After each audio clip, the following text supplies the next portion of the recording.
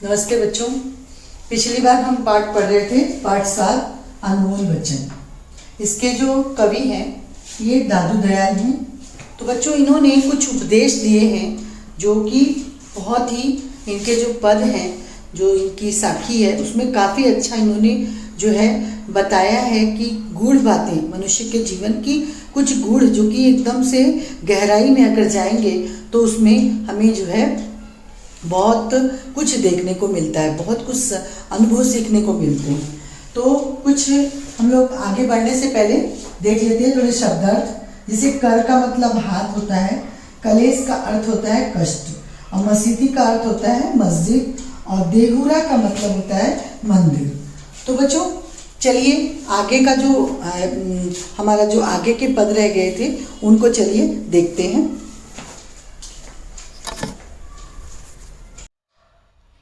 प्यारे बच्चों, अनमोल वचन पाठ के अंतर्गत ये 3 आपके जो हैं पद हो गए थे। और अब जो है यह मसीतु यह देहुरा सतगुरु दिया दिखाई, भीतरी सेवा बंदगी बाहरी काहे जाई। मतलब इसका अर्थ बताते हैं। मसीतु यह मतलब यहू यानी यह, मसीतु मतलब मस्जिद, मस्जिद यहू देहुरा अर्थात देहुरा मतलब मंदिर। तो यह सतगुरु दिया दिखाए, सतगुरु यानी भगवान ने मुझे बता दिया, यानी बताया है क्या कि अपना जो शरीर है, अपने शरीर के जो भीतर जो अंतर आत्मा में वो वहाँ से सेवा करनी चाहिए, और तभी हमें सतगुरु बाहर दिखाई, भीतर जो है दिखाई दे जाता है। आत्मा से जो है प्रार्थना करनी चाहिए, सम्मान करना चाहिए, बंदगी अर्थात सम्मान। तो ये जो शरीर है हमारा, यही जो है शरीर ही हमारा प्रार्थना स्थल है, और कहीं हमें बाहर जाने की आवश्यकता नहीं है। शरीर के भीतर ही अंदर आत्मा से सम्मान करें आत्मा का और सेवा करें, तो सद्गुरु क्या होता है, भीतर ही दिखाई दे जाता है, हमारे भीतर ही दिखाई देता है, और हमें कहीं बाहर जाने की ज़रूरत नहीं है। फल पाका बेली तजी, छिटकाया मुख माही, साई अपना करी लिया, सो फिर उगव नाही। यहाँ पे बताते हैं जो दादू दयाल जी कि फल पक गए, यानी फल जब पक जाता है फल, तो कौन सा, बेली यानी बेल, बेल को तज करके यानी बेल को छोड़ करके, और जब फल पक जाता है तो वह अपनी डाली को छोड़ देता है और कहाँ चला जाता है, अपने स्वामी के मुंह में चला जाता है। तो कवि कहते हैं कि मानव जीवन भी इसी प्रकार का है कि उसे अगर एक बार ईश्वर अपना लेता है जिसे, तो वह धरती पर लौटकर फिर वापस नहीं आता है, वह पुनः वापस लौटकर नहीं आता है। मनुष्य का जीवन भी इसी तरह से है।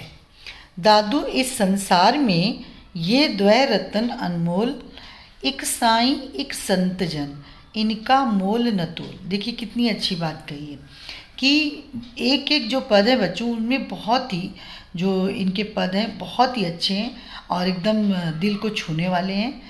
दादू कहते हैं कि इस संसार में, जो ये संसार है, इसमें 2 ही रतन जो है, अर्थात रत्न जानते ही हैं, तो अनमोल क्या है, जिनका कोई मोल नहीं है। एक तो स्वामी स्वयं है, एक तो स्वामी अर्थात परमात्मा स्वयं ही है, और दूसरे संत कौन है, महात्मा, अर्थात कहते हैं कि दूजे संत महात्मा जो होते हैं वो हैं, और इनका कोई भी मूल्य नहीं आंका जा सकता, इनका मूल्य कभी भी तोला नहीं जा सकता, इनका मूल्य कभी भी लगाया नहीं जा सकता। अगला देखिए, मेरा बैरी मैं मुआ, मुझे न मारे कोई, मैं ही मुझको मारता, मैं मर जीवा होई।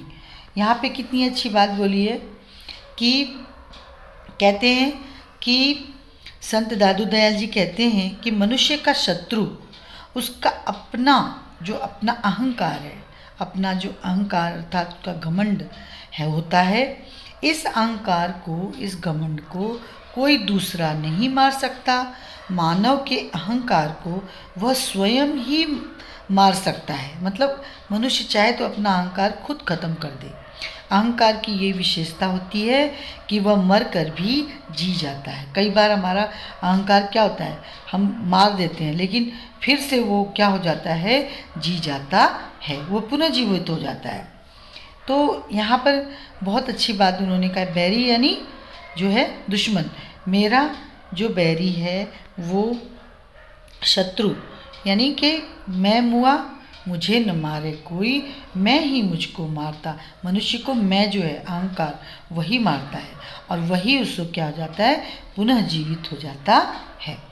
अगला है दादू आपा जब लगे तब लग दूजा होई, जब यह आपा मरी गया तब दूजा नहीं कोई। यहाँ पे बहुत अच्छी बात बोली है कि जब तक व्यक्ति में अहंकार होता है, मतलब अहंकार यानी घमंड होता है, तब तक अहंकारी व्यक्ति अपने और पराये का भेद करता रहता है।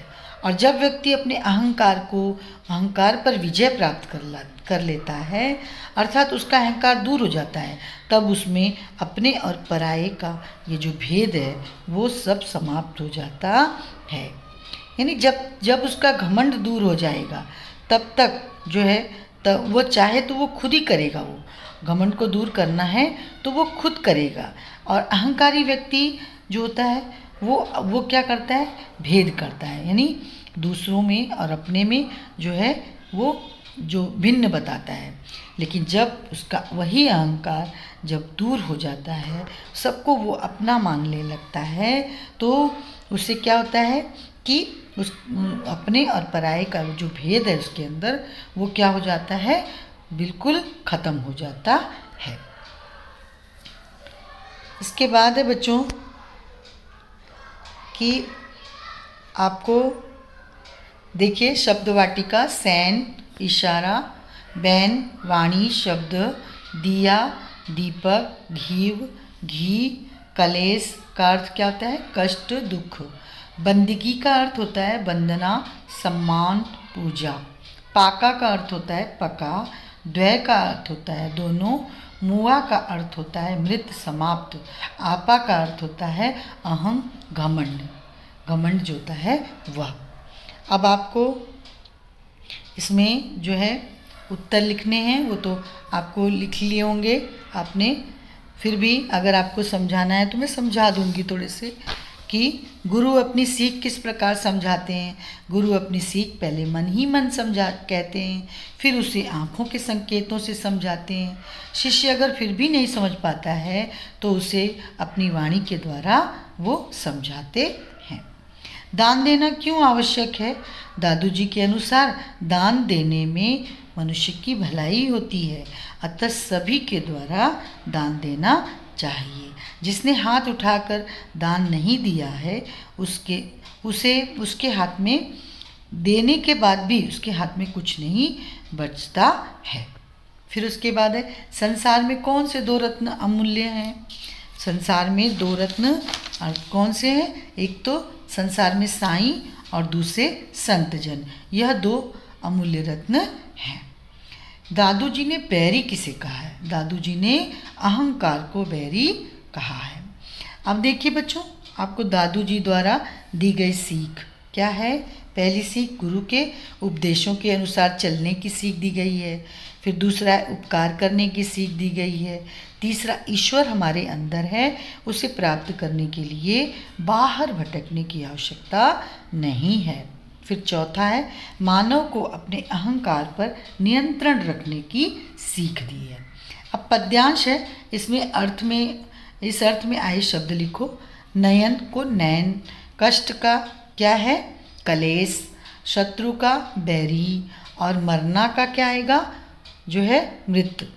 और फिर आप देख लीजिए कि निर्दोष पंक्तियों के अर्थ आपको मैंने बताए इतने अर्थ, तो आप वो अर्थ आप लिख लीजिए। और जो है आपने इस पाठ को समझा अच्छे से, आपको प्रश्न उत्तर भी मैंने बता दिए, तो आप अपनी कॉपी में अच्छे से लिख लीजिए इनके उत्तर। और आज का ये आपका यहीं पे समाप्त होता है। फिर से मिलेंगे, तब तक के लिए धन्यवाद बच्चों।